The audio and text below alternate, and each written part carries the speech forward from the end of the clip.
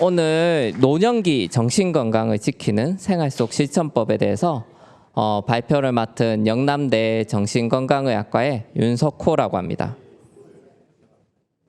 오늘 그래서 나눌 이야기들은 크게 이제 4가지로 나눠볼 수 있는데요. 우리가 이제 노년기에 왜 마음 건강을 조금 챙겨야 되는가, 왜 조금 이제 관심을 조금 더 기울여야 되는가에 대해서 우선 살펴보고, 그러면 이런 정신 건강을 챙기기 위해서 우리가 평소에 좀 어떻게 생활을 해야 되는가, 그 다음에 아무리 우리가 이런 예방을 하고 잘 조심히 한다 하더라도 갑작스럽게 이런 여러 정신 건강과 관련된 문제들이 들이닥칠 수 있거든요. 그러면 이제 그때 어떻게 이런 것들 조기에 발견을 하고 도움을 받을 수 있을까? 그리고 마지막으로 이게 이런 우리가 평소에 이제 조심하는 것과는 별개로 스트레스와 관련된 부분들에 대해서 좀 어떻게 대처를 하면 좋을지, 여기에 대해서 살펴보도록 하겠습니다. 우리가 사실 이제 저도 그렇고 여기 오신 분들 대부분의 이제 어르신들께서 이 병 하나 정도는 이제 가지고 계십니다. 약도 좀 드실 수도 있고, 뭐 약 한두 알 드시면 다행이고, 뭐 10알, 20알 이렇게 드시는 분들 정말 많으신데, 이 질병이 사실 우리가 이제 이런 자연스러운 노화 과정에 있어서 여러 가지 퇴행성 질환이라거나 질병이 우리 몸에 찾아올 수밖에 없습니다. 그래서 우리가 질병을 겪는 거는 자연스러운 과정이기는 한데, 이게 피할 수 있는 질병들은 피하는 게 사실 제일 좋거든요. 이 질병이 찾아오면은 이게 우리가 손해를 보는 부분들이 너무 많습니다. 일단 뭐 진료를 봐야 되고 치료를 받고 또 약 타러 가고, 이게 시간이 많이 이제 뺏기게 되고요. 그 다음에 아무리 우리나라가 의료보험이 잘 되어 있는 국가더라도 이게 검사 받고 약 타고 또 병원 가고 접수하고 하는데 비용이 빠져나갈 수밖에 없습니다. 이게 뭐 경제적으로 풍족하신 분들은 모르겠지만 일반적으로 이게 조금씩 이렇게 빠져나가는 의료비도 사실 무시할 수 없거든요.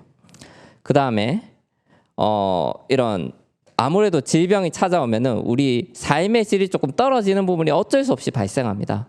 예, 뭐 관절염 있으신 분들은 이제 걷거나 달리기 힘드시고, 또 계단 걷기 힘드시고, 뭐 여러 가지 우리 내과적인 질병도 마찬가지로 먹을 거 하나하나 다 신경 쓰셔야 되고, 이런 부분들이 삶의 질에 영향을 주고, 그리고 아마 또 많은 분들이 이거 내가 아픈 거는 뭐 어떻게 참으면 되는데 이거 이 자식들한테 부담 주는 거 아니냐, 이런 것들을 참 많이 걱정을 하십니다. 그래서 이런 부분 때문에 질병이 이제 오고 나서 거기에 대응을 하는 거는 사실 조금 늦을 수밖에 없거든요.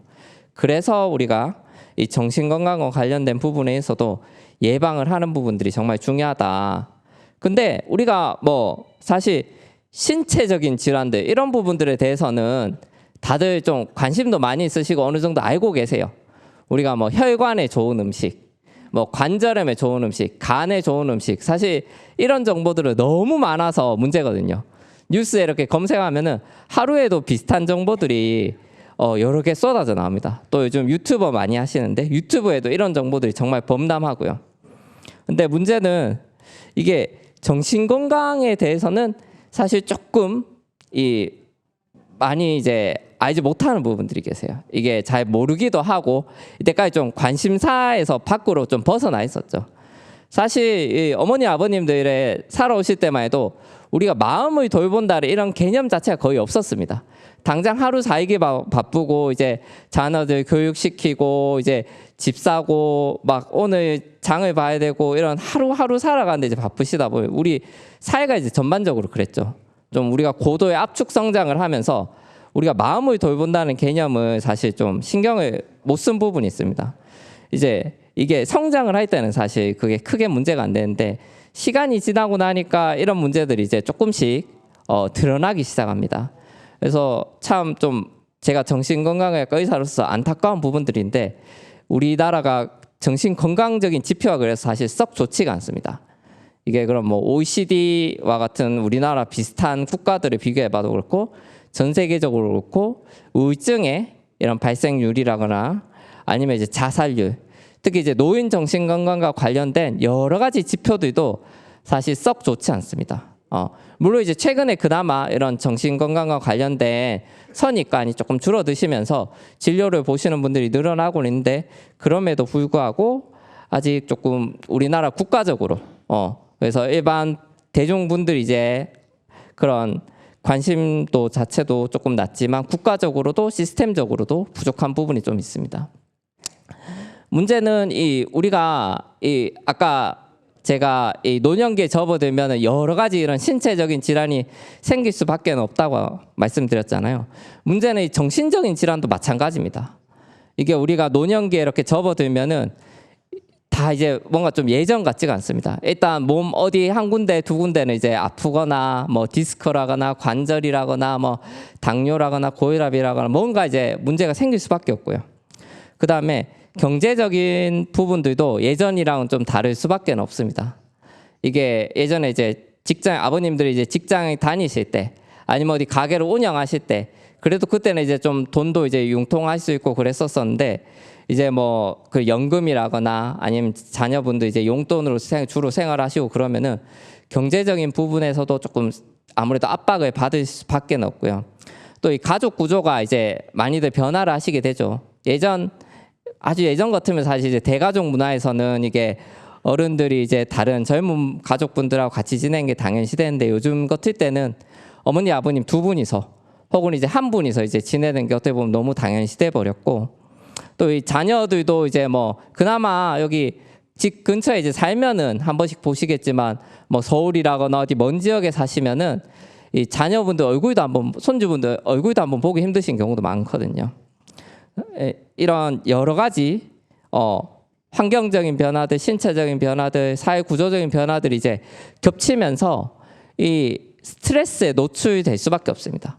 스트레스에 노출이 되고 또 우리가 스트레스에 저항할 수 있는 여러 가지 지지 시스템들이 조금씩 문제가 생길 수밖에 없고 그럼으로 인해서 여러 가지 우리가 다음에 이제 김진우 교수님께서 말씀해 주셨겠지만 그런 우울증이라거나 아니면 불안장애라거나 불면증과 같은 스트레스로 발생할 수 있는 여러 정신 건강과 관련된 문제들이 생길 수밖에 없는 시기입니다. 그래서 우리가 다시 이렇게 정리를 하는 건데 이게 신체적인 부분들에 대해서는 그나마 이제 우리가 건강검진도 이제 나라에서 이렇게 시켜주는 부분들도 있고 관심도 있고 있는데 정신건강과 관련된 부분들은 이게 예방법이라거나 우리가 이제 어떻게 대처를 하는지 자체가 잘 모르는 부분들이 있기 때문에 오늘 제가 좀 이런 정신건강과 관련된 예방 방법들에 대해서 어머니 아버님들께 조금 안내를 드리고 또 궁금하신 부분들이 있으면 해결을 해드리고자 합니다. 그래서 이 노인 정신건강을 그럼 잘 지키려면 어떻게 해야 되냐? 사실 근데 이 예방법이란 게 크게 막 뭐 다른 게 없으면 비결 이런 게 없고 사실 어떻게 보면 좀 당연한 이야기들이거든요. 다들 알고 계신 부분들일 수도 있고 근데 이제 그런 부분들을 한번 들으시면서 내가 이런 거 알고는 있지만 이게 잘 안 되고 있구나. 이렇게 한번 조금 생각해 보시고 그럼 이런 것들 잘 지키려면 어떻게 하는지 한번 생각하는 그런 기회를 가져보면 좋을 것 같습니다, 어머니 아버님. 그래서 제가 잘 움직이는 법, 잘 자는 법, 그 다음에 사람들과 잘 만나고 잘 먹고 요 4가지만 지켜도 사실 저희 정신건강과 관련된 많은 문제들을 예방을 할 수 있거든요. 이 제일 먼저 이제 말씀드릴 것들은 운동입니다. 움직이는 부분들. 그래서 운동은 우리가 운동하면 이제 막 근육도 이제 우리 어느 정도 이제 유지를 할 수 있고 여러 가지 심장이라거나 폐라거나 혈관이라 다 좋다고 이미 들어보셨을 거예요. 그래서 이런 운동이 신체적인 질환에 참 도움이 많이 되지만 저희 정신 건강적인 측면에서도 참 많이 도움이 됩니다. 그래서 이 운동이 이제 저희 정신 건강에 끼치는 효과들에 대해서는 이 매년 연구 논문이 쏟아지거든요. 그게 뭐 몇십 명, 몇백 명 이런 게 아니라 수천 명, 수만 명, 막 국제적으로 그런 하는 큰 연구들에서도 제일 그래서 정신 건강에 도움이 되고 예방이 되는 게 뭐냐, 치료 효과가 있는 게 뭐냐, 약 말고 치료 효과가 있는 게 뭐냐 하면은 운동이 항상 손에 꼽힙니다. 이제 그러다 보니까 이런 국제보건기구라거나 여러 가지 이런 건강 단체에서 이 운동을 권유를 하고 마찬가지로 이제 이 노인분들에게도 이 꾸준하게 운동을 하는 것들을 권유를 드립니다. 권고를 하고 있고. 이게 근데 운동 나는 한 번 하면 이 힘들어서 못 하겠더라. 나는 운동하는 체질이 아니더라. 이렇게 말씀하신 분들 많거든요. 이게 막 산에 한번 갔더니 난 관절 때문에 못 하겠더라. 근데 이 운동이란 게 막 항상 땀 뻘뻘 흘리고 막 힘들 정도로 그렇게 하는 것만 운동이 아니라 우리 하루에 뭐 30분씩만 살살살살 이렇게 걸어 다니는 것도 운동일 수 있거든요. 그래서 제가 여기서 한번 문제를 한번 내볼 건데 이 운동은 이제 다양한 방법으로 운동을 할 수 있죠. 이 중에서 정신 건강에 제일 좋은 운동이 혹시 뭔지 한번 손 한번 들어보는 기회 한번 가져보도록 하겠습니다. 일단 걷기. 우리 이제 걷기 운동이 제일 좋은 것 같다. 손. 걷기 참 많죠. 인기가 많네요. 그 다음에 우리 이제 춤추기. 두 분이서 춤추기. 춤추기도 생각보다 인기가 많네요. 자, 요즘 또 파크 골프 인기죠. 파크 골프가 참 좋은 것 같더라. 아직 파크 골프 그렇게 또 많이 하시는 것 같지는 않고. 등산, 산에 올라가는 게 그래도 제일 좀 좋은 것 같더라. 등산. 예. 그 다음에 계단 오르기. 우리 집 아파트라 가지고 계단 오르는 게 그나마 좀 도움이 되는 것 같더라. 예. 예. 참 많은 그런 답을 해주셨는데, 그러면 이제 정답을 한번 알아보도록 하겠습니다. 정답은 다 도움됩니다. 다 도움되고, 근데 이게 어떻게 보면 다 정답이 될 수 있고 다 오답이 될 수도 있는 게 본인에게 맞는 운동을 찾으셔서 하시면 됩니다. 이 당장 막 관절 아프시고 하는데 억지로 산에 올라가실 필요 없거든요. 근데 막 몸이 아직 관절이나 이런 것도 다 괜찮고 막 이렇게 활동을 하실 수 있는데 또 무조건 걷기가 좋다면 걷기만 고집을 하실 필요는 없고, 본인 그런 건강 상태들, 그 다음에 주변에 그런 환경에 맞춰서 꾸준히 하실 수 있는 운동을 하시는 게 맞습니다. 막 사람 만나기 싫은데 또 억지로 막 파크 골프 끌려가셔가지고 막 골프 그렇게 하실 필요도 없고, 혼자서 운동하는 것도 충분히 도움되고 다른 사람들과 같이 하면 더 좋고. 근데 이게 몇 번 하다가 그치는 게 아니라, 아니면 운동을 이제 너무 무리하다가 탈나면 이제 오히려 그게 더 문제고, 본인한테 맞는 운동을 꾸준히 하시는 게 제일 도움이 되는 운동입니다. 그래서 우리가 그럼 운동을 하면 도대체 어떤 효과가 있길래 이렇게 운동을 계속 강조를 하느냐. 일단 밤에 잠을 잘 주무십니다. 뒤에 이제 잠 잘 자는 내용에 대해서도 나올 건데, 일단 신체적인 활동을 하는 부분들이 밤에 잠을 잘 자는데 도움이 되는데 정말 많은 효과가 입증이 되었고요. 그 다음에 이런 우리 정서적인 문제들, 우울이라거나 불안이라거나 그런 하루 종일 걱정에 이런 휩싸이는 잡생각이 자꾸 솟아오르고 걱정을 하게 되는 그런 상태들을 완화하는 데 도움이 됩니다. 그래서 저희가 이제 어머니 아버님들이 진료 보러 오시면 항상 낮에 뭐 하는지 제가 여쭤보거든요. 그래서 막 아무것도 못할 것 같아서 누워있다 이러면 제가 좀 누워있으면 안 된다고 제가 강하게 말씀을 드립니다. 이 하루 종일 이렇게 우리가 스트레스가 생기고 걱정이 생기고 이러면은 자꾸 이 마음속에 잡생각이 솟아오릅니다. 자꾸 막 이것도 걱정이 되고 저것도 걱정이 되고 평소에 신경 안 쓰던 것들도 신경을 쓰게 되고. 근데 우리가 이런 잡생각이나 걱정에서부터 벗어나라는데 사실 우리가 생각만으로 이렇게 벗어나는 게 쉽지가 않거든요. 그럴 때는 당장 이제 나와가지고 30분 걷기를 하는 것만으로도 그런 잡생각이라거나 쓸모없는 걱정으로부터 벗어나는 효과가 있습니다.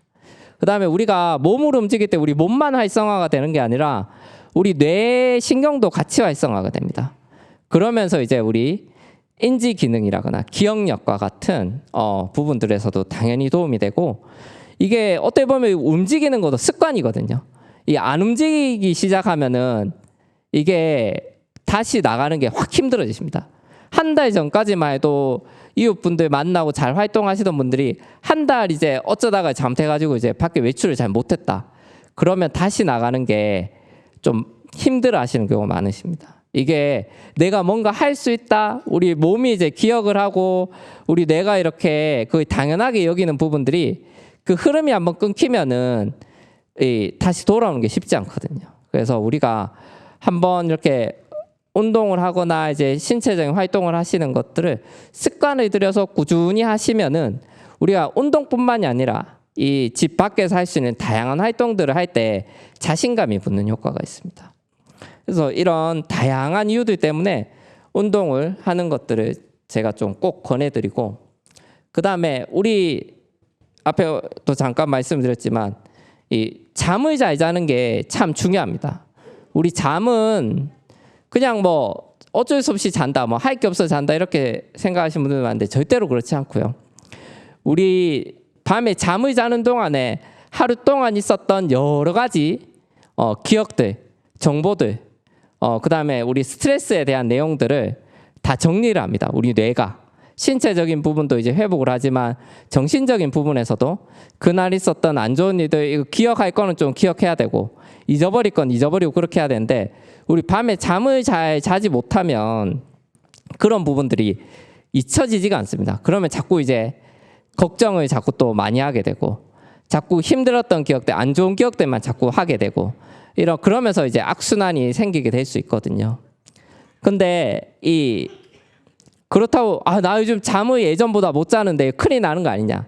근데 우리가 이제 연세가 드시면서 수면 시간이 조금씩 줄어드는 거는 자연스러운 현상입니다. 그래서 그런 부분에서 이제 크게 걱정을 하실 필요는 없으시고요. 문제는 이런 수면 시간이 서서히 줄어드는 게 아니라 갑작스럽게 줄어든다. 그래서 원래 한 7시간씩, 8시간씩 주무시던 분들이 갑자기 한 5시간, 4시간밖에 못 잔다. 아니면 잠을 중간에 자꾸 깬다. 아니 원래 자는 시간에 자꾸 잠을 자는 거 힘들어한다. 그리고 그런 밤에 잠을 잘 못 자는 것뿐만이 아니라 낮에 생활하는데도 낮에 자꾸 졸린다던가 집중을 잘 못한다거나 자꾸 걱정을 많이 하게 된다거나 이런 변화들이 있으면 그때는 조금 주의를 기울여야 됩니다. 특히 이게 불면증이 뭐 며칠 지속된다고 이제 문제가 되진 않거든요. 그게 뭐 몇 주, 한 몇 달 정도 지속된다고 해서 그게 뭐 엄청 큰 문제가 되지는 않습니다. 사실 뭐 10년, 20년 막 만성으로 불면증 앓는 분들도 많으시거든요. 근데 이제 이게 좀 이런 불면 증상을 치료할 수 있는데, 좀 조절할 수 있는데 자꾸 장기간 방치하게 되면은 이런 기억력이라거나 아니면 우울이라거나 불안과 같은 문제들에 자꾸 야금야금 좀 안 좋은 영향을 끼치게 될 수 있습니다. 그래서 우리가 불면증에 그냥 생기는 게 아니라 원인이 또 많은 부분이 있고, 이 원인만 찾아서 해결하면은 돌아오시는 경우들이 많이 있거든요. 특히 이제 요즘에 이제 커피들 많이 드시니까 커피를 좀 안 드시다가 많이 드시게 된다거나, 아니면은 이 수면 환경이 좀 갑자기 바뀐다거나, 너무 덥거나 춥다거나, 아니면 낮에 뭐 할 것도 없고 낮잠 요즘 자면서 좀 잠을 못 주무신다 분이 진짜 많으세요. 그래서 낮잠을 좀 안 주무시던 분들이 주무시게 된다거나, 이런 것들이 사실 다 수면의 질에는 좀 좋지 않은 영향을 끼치거든요. 그래서 이런 불면증의 원인을 찾아서 치료를 하는 게 좀 중요하다. 그래서 그럼 잠을 잘 자려면 어떻게 해야 되냐? 잠을 이제 지금도 뭐 큰 문제는 없지만 계속 잘 자고 싶다. 그러면은 일단 수면 리듬을 일정하게 유지를 해주시는 게 좋습니다. 그래서 비슷한 시간에 자고 비슷한 시간에 일어나고, 그게 뭐 무조건 사실 매일 같은 시간에 잠들 수는 없거든요, 사실. 근데 이제 그게 1시간 이상 차이 나지 않도록 일정하게 유지를 해주시는 게 우리 몸이 이 수면 리듬을 잘 기억하고 유지하는 데 도움이 됩니다. 또 아침에 햇빛 쐬기, 뭐 꼭 그게 아침이 아니라도 좋고요. 낮에 매일 외출을 하시면서 햇빛을 쐬주시면은 우리 멜라토닌이라는 수면에 있어서 가장 중요한 수면 호르몬이 분비되는데 제일 큰 역할을 끼치는 게 낮 동안에 이 햇빛을 쐬는 활동입니다. 그래서 낮에 이제 막 어디 몸이 안 좋으시다거나 이 이유가 있으셔가지고 실내 생활 하시기 시작하면 밤에 잠이 안 오는 이유가 많은데, 그런 경우에 대부분이 멜라토닌 분비하고 문제가 되는 경우가 많아요. 그래서 좀 바쁘시거나 불편하신 부분이 있으시더라도 잠깐이라도 좋으니까 낮에 외출을 하셔서 신체적인 활동을 하면 더 좋고, 신체적인 활동이 아니더라도 햇볕을 조금 쐬주시는 게 좋습니다. 벤치나 이런 평상이나 이런 데 앉으셔가지고. 또 낮잠을 주무시는 분들이 많으세요. 특히 막 여름에 덥고 하면은 밖에 나가기도 힘드니까. 근데 낮잠은 사실 웬만하면 안 권해드리고 싶습니다. 낮잠을 이제 자는다면 이 밤에 아까 말씀드린 그런 수면 호르몬이 분비되는데 아무래도 부정적인 영향을 끼칠 수밖에 없거든요. 그래서 낮잠은 웬만하면 자지 말고 자더라도 한 30분 정도만. 1시간이 넘어가면은 아무리 평소에 잠을 잘 주무시는 분들도 밤에 잠을 잘 자는데 방해를 받을 수밖에 없습니다. 그래서 낮잠은 웬만하면 자지 말고 어쩔 수 없이 자더라도 1시간은 무슨 일이 있더라도 넘지 말도록. 그 알람 같은 것들을 미리 맞춰놓으면 좋죠. 그때 깨실 그게 없으시면은.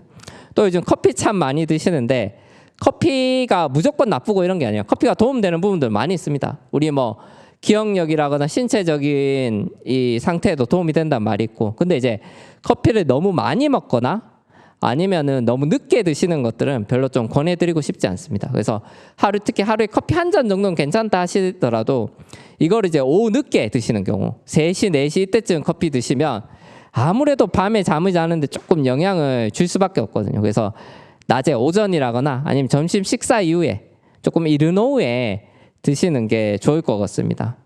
그 다음에 이제 뭐 과식하시고 이런 분들, 뭐 사실 어머니 아버님들 과식하는 경우는 잘 없으시고 요즘 젊은 분들이 좀 문제인데, 근데 이 음주는 생각보다 많으세요. 아버님도 이래 뭐 막걸리 한 잔씩 드시고 이러시는 소주 이래 좀 반주로 드시고 이런 경우 많은데, 이게 사실 좀 음주가 이 술이 들어갈 때는 좀 알딸딸하기도 하고 밤에 잠도 잘 오는 거 같고 그런데 이게 오히려 잠을 깊게 자는 데는 더 안 좋은 영향을 줍니다. 사실 장기적으로는. 그래서 막 밤에 잠이 안 와서 술도 이제 잠드신다 이런 분들도 있는데 그게 단기적으로는 효과가 있을지 모르더라도 장기적으로는 이 오히려 수면의 질을 더 낮추고 잘못하면 알코올 중독에 빠지게 되는 그런 문제가 발생할 수 있기 때문에 조금 주의를 기울여야 됩니다. 저는 이제 병원에 있으니까 사실 이 진료를 이제 보러 오시는 분들을 많이 만나 뵙게 되죠. 그래서 이제 특히 어머니 아버님들 이래 잠을 잘 못 자서 이래 오시는데 이거 수면제 먹어야 되냐? 수면제 먹어야 이게 치료가 되냐? 그래서 이게 참 여기에 대해서 궁금하신 부분들도 많으시고 또 수면제 그거 먹으면 그거 치매 온다더라고. 그거 안 먹으면 안 되느냐 이렇게 생각하시는 분들도 많으시거든요. 그래서 이게 좀 수면제에 대해서 오해를 가지고 계신 부분들이 많으셔가지고 제가 조금 말씀을 드리고 싶은데, 우리가 처음부터 수면제를 드실 필요는 없습니다. 아까도 말씀드렸지만 이런 불면증에는 여러 가지 원인들이 있거든요. 그래서 그 원인을 찾고 건강한 생활 습관을 통해서 약 안 먹고 건강한 생활 습관을 찾는 게 우선입니다.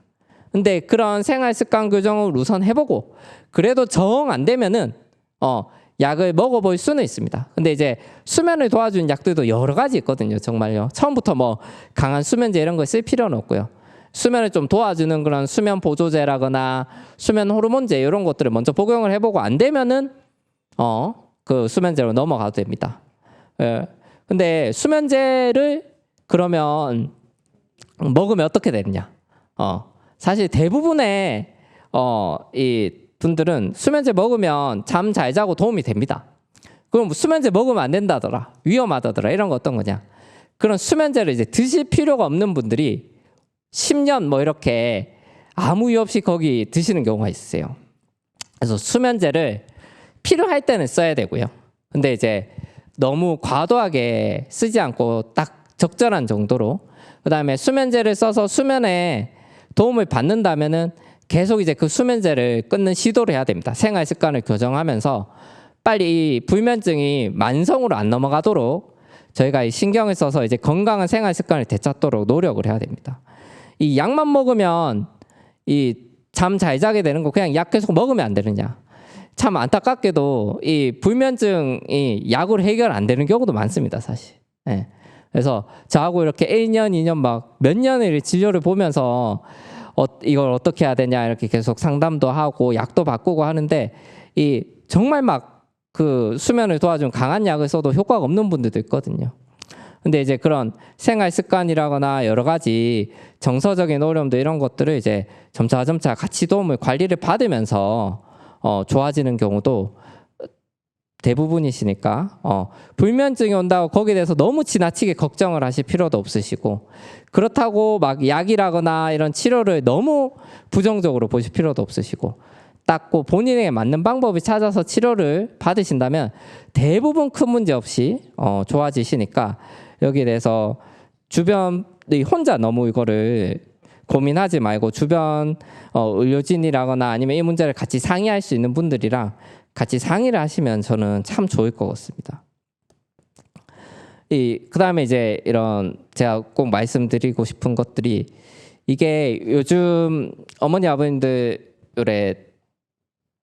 많이 사회적인 분위기가 예전이랑 이제 많이 바뀌게 되면서 이 혼자 있는 시간이 좀 늘어나시는 경우가 점점 많습니다. 이게 사실 예전에는 이것들이 이 국가가 크게 신경을 안 썼거든요. 저희 이제 의료적인 부분에서도 이게 뭐 혼자 뭐 사는 거 그 자체가 뭐 문제냐 이렇게 생각을 했었는데, 점점 이제 이런 혼자 지내는 분들, 또 외로움을 경험하는 분들이 이제 늘어나게 되면서, 이 외로움 자체가 정신 건강에 좀 그렇게 썩 좋은 영향을 끼치지 않고 있구나. 지금 그래서 이 뭐 노인분들뿐만이 아니라 청소년, 성인도 마찬가지지만 특히 이제 노인분들에게서 이 외로움 혹은 이제 사회적인 고립이 사회적인 이 문제로 이제 좀 떠올랐습니다. 이 예전이랑 다르게 이런 노인 1인 가구가 늘어난 분들도 있고, 이 혼자 지내시는 것 자체가 사실 필요한 도움들, 지지 시스템으로부터 조금 도움을 못 받게 되는 문제가 발생을 하게 되거든요.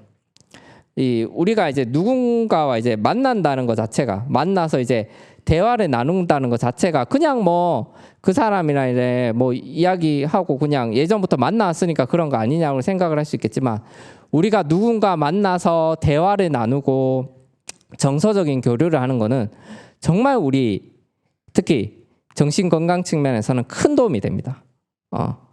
이렇게 우리가 대화를 할 때 혼자 지내시는 경우에 이런 여러 가지 문제들이 이제 발생을 할 수 있는데, 그럼 누구하고 만나서 대화를 하는 게 어떻게 이렇게 이런 부분들을 예방을 할 수 있냐? 우리가 이렇게 만나서 그냥 같이 이렇게 앉아서 그 공간만 이렇게 같이 있고 그러면 사실 별로 도움이 안 됩니다. 어머니 아버님도 이렇게 같은 방에 앉아서 이제 아무 말도 안 하고 이래 하루 종일 있고 그러신 경우 많으신데, 사실 그러면 큰 도움이 안 됩니다. 그래서 어떻게 해야 되느냐? 대화를 나누셔야 됩니다. 대화를 나누고 정서적인 표현을 하셔야 됩니다. 이게 사실 근데 좀 낯선 분들도 많으시거든요. 이거 뭐 우리 나라 문화는 예전부터 이런 정서적인 부분을 조금 웬만하면 표현을 안 하도록 이렇게 교육을 받았습니다. 억누르도록. 그게 뭐 무조건 잘못됐다 이런 게 아니라 어느 정도 이제 정도 것이 중요한데, 적절한 정도가 중요한데, 이게 지금 그 어머니 아버님 세대에서는 우리가 뭔가 감정을 표현하는 것 자체를 뭔가 이제 하면 안 되는 거, 이렇게 많이들 이제 알고 계시거든요. 그래서 이 친한 친구들끼리 있으면서도 아니 가족분들끼리 있으면서도 감정을 이렇게 말로써 표현을 하는 거에 좀 익숙하지 않은 경우가 많으십니다. 근데 제가 꼭 말씀드리고 싶은 게, 이렇게 같이 즐거운 일들, 혹은 이제 최근에 내 기분들, 혹은 최근에 했었던 일들, 정말 뭐 가벼운 그런 잡담도 괜찮고요. 내 감정 상태도 아니면 이제 예전에 있었던 일들도 괜찮고, 뭔가 정서적인 부분들을 주제로 이야기를 이제 나누면은 우리 머릿속에서 억눌러 왔던 그런 감정들이라거나 여러 가지 스트레스와 같은 기억들이 해소가 되는 기회가 있습니다. 그래서 저희 막 그렇다고 막 감정을 막 이렇게 있는 그대로 이렇게 막 뭐 운다거나 화낸다거나 이런 감정을 표출하는 말씀이 아니라, 언어적으로 말로써 그렇게 감정을 표현하는 것만으로 충분히 많은 도움이 되거든요. 그래서 우리가 근데 이게 막 제가 좀 어렵게 설명을 한 부분도 있을 수 있는데, 친구분들끼리 만나면 사실 이게 자연스럽게 됩니다. 예전부터 지내오시던 분들, 학창시절 친구라거나 예전에 같이 많은 추억이 있는 분들은 만나면은 이렇게 일단 표정부터가 다르십니다. 웃으시면서 잘 있었냐고, 요즘에 뭐 하냐고, 손녀는 뭐 하냐, 어디 있냐, 뭐 하냐 이러면서 웃으시면서 이야기하는 부분들, 이런 부분들이 다 어떻게 보면 그런 정서적인 교류를 하시는 거거든요.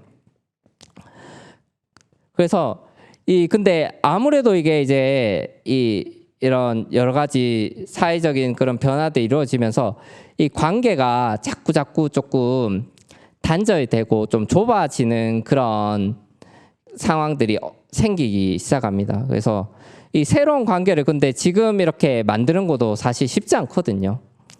예, 그래서 일단은 지금 그래서 이어나가고 있는 관계를 잘 유지하는 게 저는 무엇보다도 좀 중요하다고 말씀드리고 싶습니다. 그래서 뭐 가족분들, 친구분들, 친지분들, 또 알고 계시던 지인분들, 이게 이 코로나 때 사실 우리가 정말 좀 정신건강학적으로 위기 상황이었거든요.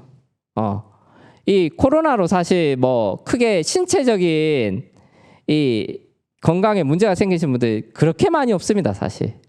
근데 정신적으로 힘든 분들이 아마 신체적으로 그렇게 힘든 분들 훨씬 더 많고, 심지어 지금까지도 영향을 받는 분들이 많으시거든요. 그 문제들 대다수가 이런 외로움과 관련된 문제들이었습니다. 그래서 우리가 이런 외로움을 잘 이겨내고 극복해내기 위해서는 이런 관계들을 잘 유지를 해야 돼요. 그러려면은 내가 좀 누가 먼저 연락 오면은 한 나갈 건데, 뭐 한 만나볼 건데, 이렇게 하면은 계속 기다리기만 합니다. 그래서 그러면 안 되고 먼저 어머니 아버님들이 연락을 주셔야 됩니다.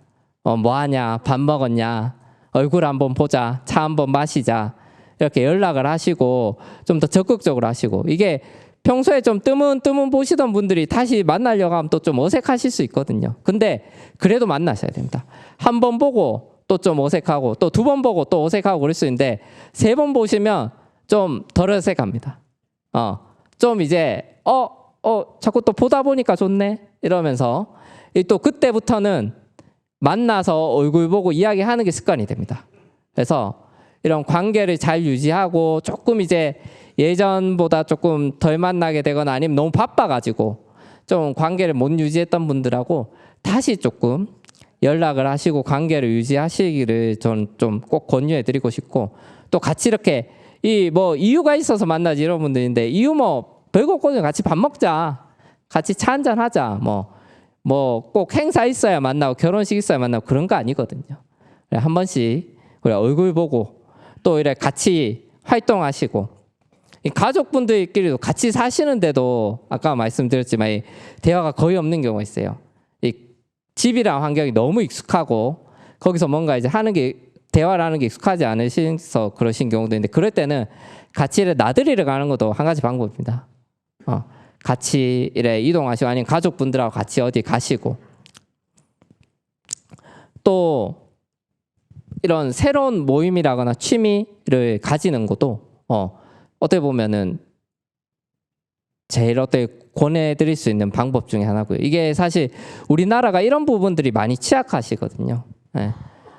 이런 어머니 아버님들, 이런 노인분들이 이제 주도적으로 활동할 수 있는 그런 기회가 아직 그렇게 많지가 않습니다. 뭐 아파트마다 이제 노인정이라거나 이런 것들이 있긴 한데 아직 많이 부족한 부분들이고요. 근데 또 찾아보면은 은근 많이 있거든요. 이런 뭐 동사무소나 이런 데서 하는 그런 문화교실이라거나, 또 요즘 이 교회 지역에 이렇게 파크 골프라거나 뭐 여러 가지 모임들이 찾아보면 있습니다, 어머니 아버님. 그래서 이런 새로운 모임이라거나 새로운 활동에 참여를 하는 것도 꼭 좀 권해드리고 싶고, 이게 근데 나는 이게 도저히 새로운 사람 이제 만나는 거, 내가 뭐 하는 거는 좀 힘들더라. 근데 너무 외로워서 뭔가 누구를 만나고 싶은데 만날 사람이 없다. 그럴 때는 또 지역 사회에 도움을 요청을 하실 수 있습니다. 여러 가지 내가 뭐 새로운 거 내가 뭐 찾기는 힘든데 그렇다고 혼자 지내는 건 너무 외롭고 뭐 다른 방법이 없느냐, 이런 그런 분들을 위해서 우리가 이제 여러 가지 지역 사회 내에 센터들이 있고 그런 것들을 담당하는 부서들이 있기 때문에 이런 동사무소의 그런 복지 관련해서 혹은 그런 센터에 연락을 하셔서 도움을 받는 것도 필요하시고, 또 이 심지어 이제 연락하실 분들이 있는데 특히 뭐 자녀분들이나 가까운 분들이 있는데 혼자 꾹꾹 참고 있는 분들이 있으세요. 참는 게 미덕이라고. 근데 절대로 그렇지 않습니다. 뭔가 힘든 일이 있고 외롭다면은 연락을 하셔서 도움을 요청하시면 됩니다. 그 다음에 이제 마지막으로 잘 먹는 법. 뭐 사실 이제 잘 먹는 법은 뭐 어머니 아버님들 세대에서는 이제 다들 이미 잘 실천을 하시고 계시더라고요. 이 젊은 사람들이 이런 부분은 오히려 문제고. 근데 이제 요즘에 이런 건강적인 그런 그 정보가 이제 계속 이렇게 새롭게 쌓이면서 탄수화물이 생각보다 좀 몸에 좋지 않다 이런 부분들이 새롭게 좀 알려지고 있거든요. 너무 달달한 거, 탄수화물, 밀가루 이런 것들. 특히 이제 밥도 너무 흰 밥만 먹으면 사실 좀 좋지 않고 잡곡류, 통곡물밥이랑 이제 같이 드시는 걸 좀 권해드리고 이 단백질이 조금 이제 항상 좀 포함이 되면은 좋고 이 술은 줄이셔야 된다고 제가 꼭 또 다시 한번 말씀을 드리고 싶고 이 근데 우리가 먹는 법 이야기 나오면 또 이렇게 어머니 아버님들이 항상 질문하시던 부분들이 있어요. 이게 영양제 이런 거 먹어야 되냐? 먹어도 되냐? 먹으면 좋드냐? 사실 잘 모릅니다. 영양제가 이거 잘 모른다는 게 저도 평생 듣도 보도 못한 새로운 약 어디선가 들고 와서 이렇게 먹어도 되냐고 물어보세요.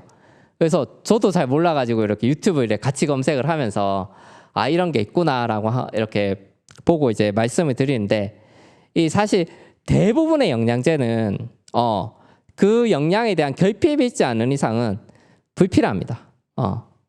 그렇다고 그러면 뭐 영양제 이런 거 아무것도 안 먹어도 되냐, 뭐 먹으면 오히려 나쁜 거냐, 또 꼭 그렇지는 않고요. 뭐 도움이 될 수도 있는데 우리가 막 그 영양제를 일부러 막 찾아서 먹어야 되고 이렇지는 않고 이게 좀 너무 요즘 상업적으로 이렇게 광고를 많이 하고 막 방송에서도 이제 그런 것들 관심이 많으시니까 자꾸 나와서 그런데 이 영양제라고 하는 부분들은 뭐 무조건 챙겨 먹어야 되고 이런 건 잘 없습니다. 근데 이제 우리가 예외상이 건강검진 하셨을 때 영양제를 이런 부분 영양은 조금 결핍이 있더라. 요런 거는 좀 드시면 좋겠다. 이렇게 들으시면은 그거는 드시면 좋죠. 그리고 오히려 몇몇 영양분은 우리 몸에 너무 과하면 문제가 생기거든요. 그래서 특히 이제 우리 종합 비타민제, 종합 영양제 이런 거 요즘 많이 드시는데 그런 거 여러 개 드시다 보면은 이게 그 성분이 중복이 되면서 오히려 좀 몸에 해로울 수가 있습니다. 그래서 뭔가 이제 영양제를 좀 예방적으로 이제 복용을 하신다면은 한두 가지 정도. 너무 많이 드시지는 말고 한두 가지 정도는 드시면 좋을 것 같고 혹시나 이제 종합 영양제 같은 거 드실 때는 성분이 이제 중복되는 거 있지는 않은지 이런 것들을 조금 잘 살펴보시면 좋을 것 같습니다. 그래서 이런 이때까지 좀 어떻게 보면 예방법들에 대해서 주로 말씀을 드렸는데 이 예방법 우리가 아무리 이제 예방을 하고 조심을 한다고 하더라도 이 문제가 생기면 생길 수 있거든요. 예상치 못한 일들이 생겼을 때 그럴 때는 빨리 도움을 받는 게 필요합니다. 그래서 특히 이런 기분이 계속 가라앉는다거나 아니면 뭔가 하루 종일 불안하다거나 기억력이 떨어지는 것다거나 이런 게 뭐 근데 힘든 일 생기고 하면은 신경 쓰는 일 생기면 누구든지 또 하루 이틀 정도 그럴 수는 있거든요. 근데 이러한 변화가 보름 이상 뭐 3, 4일 그러다 말고 끝나는 게 아니라 보름 이상 계속 지속된다면 그때는 저희가 꼭 병원을 방문해서 조금 진료를 보는 걸 권해드립니다. 그리고 이런 우리 신체적인 질환도 마찬가지지만 이 정신적인 질환도 빨리 치료를 할수록 빨리 좋아지고 약도 덜 먹어도 되거든요. 그래서 뭔가 문제가 생긴다 싶으면 너무 그걸 참거나 외면하지 마시고 도움을 바로 받으시라고 꼭 말씀을 드리고 싶고요. 우리가 그럼 스트레스 이렇게 예방하는 거는 이때까지 정신 건강에 대해서 이렇게 예방하는 법들은 이제 이때까지 좀 알아봤는데 그럼 스트레스를 우리가 받을 때는 어떻게 하냐? 스트레스를 받을 때는 우리가 스트레스를 잘 분류를 하는 게 좀 필요합니다. 우리가 스트레스를 굳이 겪어도 안 될 스트레스들이 생각보다 많거든요. 그냥 피하면 되는 스트레스들. 안 겪어도 될 스트레스는 그 안 하면 그만입니다. 자꾸 막 어떤 사람이 막 10년 이상 나를 힘들게 한다 그러면 물론 이제 뭐 그렇지 못하는 경우도 많지만 그 사람하고는 안 보면 되거든요. 또 뭐 어떤 일을 이제 맡으셔가지고 너무 힘들다. 근데 책임감에 막 하시고 그러신 경우도 있는데 무조건 또 다 하셔야 될 필요 없습니다. 너무 힘들고 하면은 못하겠다 하시고 그만두신다 하셔도 되고요. 또 그래서 그런 피할 수 있는 부분들은 미리 조금 피하는 게 좋고 요즘 또 유튜브 많이 보시는데 유튜브 보시면서 이래 특히 좀 민감한 사항들 이런 것들을 이게 그냥 뭐 흥미로 보시고 재미로 보시면 되는데 막 그 스트레스를 받으시면서 보시는 경우가 있어요. 실제로 제 환자분들 중에 계시거든요. 근데 절대로 그런 것도 이제 보시지 말고 힘들면서 억지로 보시지 말고 유튜브나 이런 것들은 재미로만 적당하게 보시면 좋을 것 같고 그다음에 또 우리가 스트레스 받더라도 그렇게 심하게 이제 안 받아도 되는 스트레스들 조금 이제 줄일 수 있는 부분들은 또 줄여 나가면 되고 앞에 말씀드린 그런 여러 가지 스트레스 예방법들을 이용을 하셔서 대처를 해 나가시면 되고 근데 이게 좀 피할 수 없는 스트레스들이 있어요. 우리가 뭐 아무리 조심을 하고 우리가 그런 것들을 이제 마음을 좀 안 쓰려고 해도 자꾸 마음속에 이제 떠오르고 이거를 피할 수가 없는 부분들 이미 일어나거나 뭔가 이미 그 상황을 바꿀 수 없는 부분들이 있거든요. 사실 우리가 진짜 힘들어하는 부분은 이런 종류의 스트레스죠. 그런 가족분들하고의 관계들 아니면 예전에 이미 일어났었던 일들 아니면 앞으로 뭔가 이제 다가오는데 그게 피할 수 없는 일들 이제 그럴 때는 이 조금 그런 상황에 대해서 내려놓는 게 필요합니다. 우리가 뭐 피할 수 없는 것도 이미 일어난 거를 바꿀 수 없거든요. 근데 바꿀 수 없는 그런 과거에 사로잡혀 가지고 지금 우리가 잘 살아갈 수 있는 이제 현재를 자꾸 놓치고 지금 우리 주변에 중요한 것들 일상에 중요한 것들인데 그걸 자꾸 놓치고 과거에 이제 사로잡혀 가지고 계속 그 생각에 사로잡히거나 아니면 아직 먼 미래 일어나지 않는 일들을 자꾸 이거 오면 어떡하지 이러면 어떡하노 저러면 이러면 안 되는데 이러면서 하루 종일 또 불안해하시고 걱정을 하루 종일 하시는 경우가 있어요. 근데 이제 그럴 때는 조금 내가 어떤 상태인지를 조금 알아차려 주셔야 됩니다. 내가 지금 좀 걱정에 휩싸인 상태구나. 내가 자꾸 예전 일에 사로잡혀 있구나. 그걸 알아차림을 통해서 뭔가 조금 한 발자국씩 이제 벗어나실 수 있거든요. 알아차리면 이제 어떻게 해야 되냐. 내가 이걸 바꿀 수 있느냐 없느냐. 이걸 조금 구분을 하셔야 되고 바꿀 수 없다면 이거를 조금 이제 우리 몸을 조금 진정을 시켜주셔야 됩니다. 우리가 아무리 이 생각을 좀 이거를 내가 뭐 지금 해서도 아무 소용도 없고 이거를 뭐 놔줘야 안 되겠나 이렇게 하시더라도 마음이 불안하고 자꾸 이게 두근두근거리고 이게 몸이 반응을 하게 되면은 자꾸 다시 또 생각은 글로 이어지거든요. 그래서 이래 뭔가 우리가 바꿀 수 없는 어떤 상황들에 이제 사로잡히고 어떤 생각들에 사로잡히면은 몸을 진정시켜 주시는 것들이 조금 필요합니다. 그래서 조금 이렇게 가벼운 산책을 좀 해주신다거나 좀 심호흡을 천천히 해주신다거나 아니면 좀 누군가와 좀 이렇게 대화를 하면서 좀 속마음을 이렇게 털어놓고 조금 진정을 시켜주신다거나 이렇게 몸을 조금 진정을 시키면 우리가 생각을 하는 데 있어서 조금 이제 그때부터 여유가 생깁니다. 그러면 이제 그때부터 당장에 내가 할 수 있는 일들을 우선해 주시면 됩니다. 제가 아까도 말씀드렸지만 이게 아무것도 안 하고 자꾸 이 생각에 사로잡힌 상태가 제일 안 좋다고 말씀드렸거든요. 그래서 그게 아니라 지금 당장 할 수 있는 것들 뭐 집안일도 괜찮고 뭐 아니면 밖에 나가서 산책을 한 10분 정도 하셔도 되고 아니면 가족분들하고 이렇게 이야기를 좀 나누셔도 되고 지금 당장에 할 수 있는 일들을 생각하면서 자꾸 그 과거나 미래에 사로잡히는 상황으로부터 벗어나면서 내가 바꿀 수 없는 것들을 점점점 내려놓는 것들을 연습하는 게 조금 도움이 될 수 있을 거라고 제가 말씀을 드리고 싶고요. 자, 그래서 오늘 준비한 내용은 여기까지고요. 그럼 또 혹시나 이제 궁금하시거나 아니면 이야기하시고 싶으신 부분들이 있으면 한꺼번에 또 이야기 나눠보도록 하겠습니다. 네, 발표 들어주셔서 감사합니다.